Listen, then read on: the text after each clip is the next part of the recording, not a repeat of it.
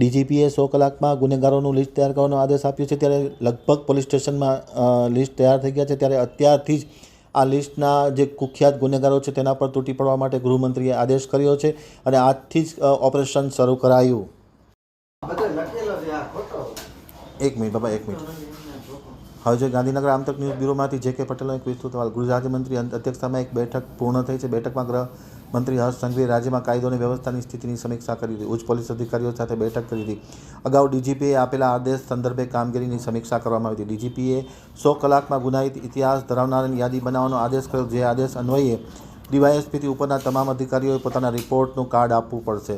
તમામ ડીવાયએસપીએ નોકરી પર હાજર થયાથી દર વર્ષનો રિપોર્ટ કાર્ડ કમ્પેરિઝન સાથે ડીજીપીને મોકલવાનું રહેશે। ક્રાઇમ રેટ ઘટ્યો કે વધ્યો તેનું પણ કારણ આપવું પડશે। તમામ એસપી અને ડીસીપીએ તેના ઉપરથી અધિકારીઓએ પણ પોતાના રિપોર્ટ કાર્ડ આપવા પડશે। આઈપીએસ અધિકારીઓના રિપોર્ટ કાર્ડ ગૃહમંત્રી અને ગૃહ વિભાગના અધિક મુખ્ય સચિવ રિવ્યૂ કરશે અને ત્યારબાદ જરૂરી સૂચના જાહેર કરશે। બેઠકમાં અરજદારોને અધિકારીઓને રૂબરૂ મળે તેના પર ભાર મૂકવા આ બેઠકમાં સચિવ એમ.કે. દાસ પણ ખાસ હાજર રહ્યા હતા।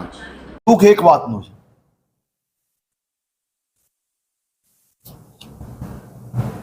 ઘટના પર ટીકા જરૂરથી હોવી જોઈએ। ઘટના બને તો ચૂંટાયેલા પ્રતિનિધિઓ એની પર ટીકા કરવી જ જોઈએ,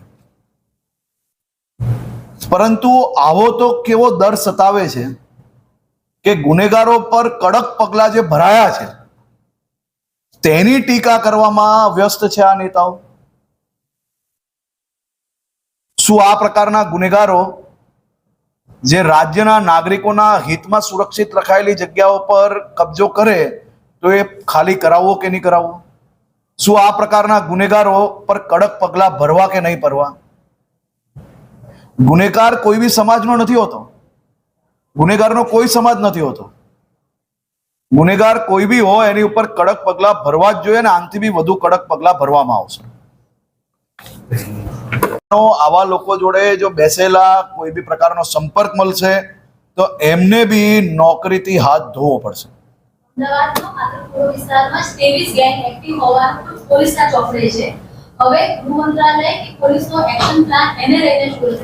સમય મેં તમને કહ્યું એ પ્રકારે કે પ્રિવેન્શન એક્શન એટલે પોલીસે જે ગુનેગાર છે કાયદામાં આખા દેશની અંદર જે છૂટ મળી છે એ છૂટમાં આ પ્રકારના ગુનેગારોને તમારે પાસામાં નાખવાના હોય છે। તો આ પ્રકારના ગુનેગારોને પાસામાં નાખવાની કામગીરી પોલીસ બરાબર કરે છે કે નહીં એ જોવાની હોય છે અને આવા ગુનેગારોને જો પાસામાં સમયસર ઢકેલી લેવામાં આવે તો પોલીસની એ જ કામગીરી છે।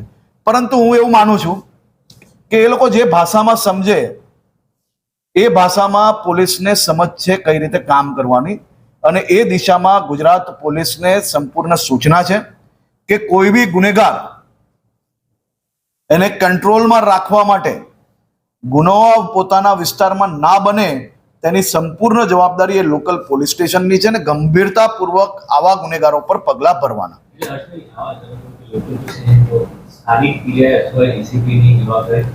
જી હા, કોઈ બી વિસ્તારની અંદર આ પ્રકારના ગુનાઓ જો હેબિચ્યુઅલ ગુનેગાર દ્વારા થાય તો લોકલ પોલીસ સ્ટેશનની સંપૂર્ણ જવાબદારી છે અને એ પોલીસ સ્ટેશનોની તપાસ જ્યારે બી આવા કોઈ ગુના થતા હોય તો સિનિયર અધિકારી દ્વારા ચાલતી હોય છે।